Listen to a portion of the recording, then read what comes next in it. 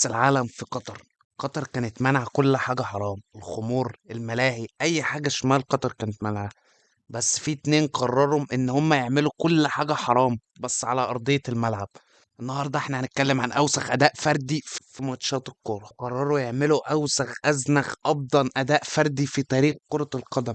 أداء يتحط في كتب أضرار العادة السرية عشان تبطلها. فحل الجليادور، المغوار، الأسد، المغوار، المقدام، لوكاكو. ماتش كرواتيا كان الماتش ده حاسم لبلجيكا. بلجيكا لازم تكسب عشان تصعد، اي تعادل او خسارة بلجيكا بره المونديال. واخر كاس عالم للأسطورة هازارد. لوكاكو بدأ الماتش ده على الدكة زي ما شفنا. الشوط الأول عدى كان مليء بالبطان الكروي، كله خايف يلبس جون. فقرروا إن هم يعملوا البطان فوتبول مش الحرام فوتبول عشان الناس بتزعل. لحد ما نزل الفحل، المغوار، الجليادور، لوكاكو الملعب. انا اول لما شفت لوكاكو واقف على الخط ونازل قلت خلاص ده اللي نازل يصعد بلجيكا، نازل يحسم الماتش وبلجيكا تصعد. واول ما نزل زي ما قلت بالظبط ضيع كرة. بعدها جاب كرة في العرض، والكرة دي كان لازم تخش جون. الجون كان فاضي خالص، هو نشل في العرض. قلت خلاص كلها شوية وكده كده 100%. بلجيكا هتجيب جون، واللي هيجيب الجون ده لوكاكو او هيصنع لوكاكو، وبلجيكا كلها هتفرح. بس لوكاكو قرر يضيع كل التوقعات اللي انا عملتها، وقرر يبطن على شعب بلجيكا كله وعلى هازارد في اخر كاس عالم ليه.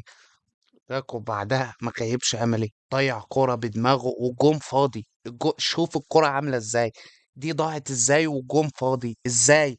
ده لو مراهن بكل فلوسه على وان اكسبكت ان هو يضيع الكرة دي، وحاول 100 مرة ان هو يضيعها، 99 مرة هتيجي جون وفي مرة هتضيع اللي هو ضيعها في الماتش. بعدها خلاص بلجيكا خلاص اخر الدقايق، وبلجيكا بيتهاجم وكله بيهاجم عشان يجيبوا جون ويصعدوا. تيجي الكرة في الدقيقة 90 وخلاص، كرة عرضية جهنمية لولبية، وهنقول ذا ماستر اوف ساسبنس، ملك البلاس 90، النادي الاهلي يا سادة. ايه؟ أحا؟ ضاعت؟ أحا؟ دي ضاعت؟ ضاعت؟ ضيعت على الهزر ده اخر كاس عالم ليه؟ أحا؟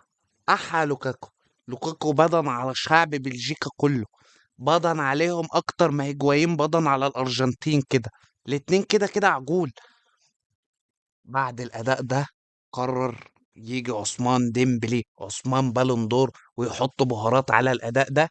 مش في أي ماتش، ده في نهائي كأس العالم. فاهم؟ نهائي كأس العالم، في 7 مليار بني آدم هيشوفوا الماتش ده وهيشوفوا أدائك. عثمان بالون دور ما عملش أي حاجة في أول شوط، كل حاجة صفر صفر صفر صفر. خسر كل الالتحامات، خسر كل الرأسيات. الوحيد اللي عمله ده كان ضربة جزاء على دي ماريا اللي الأرجنتين جابت فيها الجون الأول. لدرجة إن هو بدل ما بين الشوطين عثمان وما خدش تقييم. يعني إيه واحد لعب 45 دقيقة وما خدش تقييم؟ احا عثمان بالون دور ازاي؟ انتوا بتستغفلونا. لو في حد بعد الماتش ده قال لي ان عثمان هياخد البالون دور بعدها ب3 سنين، انا كنت سلمت عليه وبلغت عليه العباسية ووديته يروح يتعالج. حظه بس ان مبابي كان بيطلع نار من بقه الماتش ده وجاب هاتريك، والمعلم كولومواني ضيع جون في الدقيقة 118 تقريبا. فكله شايل الليلة الكولومواني، وعثمان ديمبلي اختفى كده ما بين الرجلين. بعد الماتش ده انا قلت لازم يبطل وهو في عز مجده، بس قرر يبدن عليا وياخد البلندور. بعد كده هنيجي لكاريوس ضد الريال في نهائي دوري الابطال 2017. بعد ما راموس عمل فينش جون سينا مع محمد صلاح وخلع كتفه، لا ما اكتفاش بكده، لا ما اكتفاش، راح جاب ارتجاج في المخ الكاريوس، كان ناقص يبلغ عن مكان المقاومة. بعد دقيقتين من الخبطة باص الكرة لبنزيما، وبنزيما جاب جون. هل لك سر عند الله؟ بس ربنا ستر كاريوس مرة واحدة، وساديو ماني لحق الدنيا وجاب جون. بس اللي أصلع السودان شرب الموضوع ونزل بيل نزل نتش واحدة دبل كيك. الدبل كيك ده من أحسن دبل كيك اللي شفتها في حياتي. مش عارف ازاي صلاح خد بوشكاش من بيل، ورونالدو كان جايب دبل كيك قدام اليوفنتوس، مش فاهم ازاي. قلبي يدوه كان تعاطف مع كتفه اللي اتخلع. بيل بعد ما جاب الدبل كيك كده، مش عارف بيل بقى كان دكتور، مهندس، عالم فيزياء، عرف ازاي ان كاريوس عنده ارتكاج، انه قرر يشوط الكرة من فدان ارض حرفيا.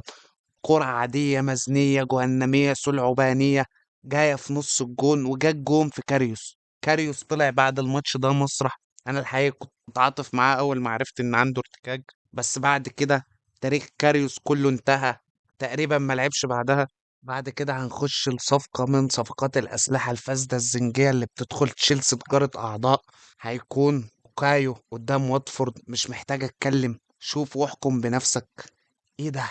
إيه ده؟ ده إيه ده؟ كأنه بيلعب في مزرعة بطاطس. تشيلسي خسر الماتش ده 4-1 قدام واتفورد. بعد الماتش ده رموه في أقرب مقلب زبالة. بعد كده هنروح لأرسنال، وهنتكلم عن واحد من أزنى الأداءات في تاريخ الماتشات.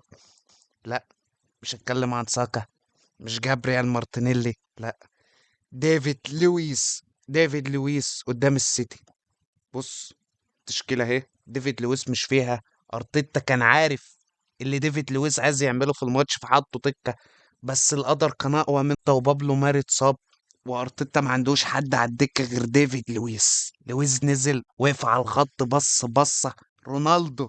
رونالدو نازل يرقع هاتريك، بس تقريبا كان عايز يرزع هاتريك في المرمى الخطأ في ارسنال. نزل اتسبب في اول جون، بعدها عمل ضربة جزاء واتطرد. تقول لي ده كله في الوقت اللي لعبه كله؟ اقول لك لا. 25 دقيقة لعب، 25 دقيقة عمل كل الموبقات اللي في التاريخ. بعد الماتش ده طلع صرح ان هو ما كانش ينفع يرجع من الإعارة، وانه لازم يمشي ويسيب النادي.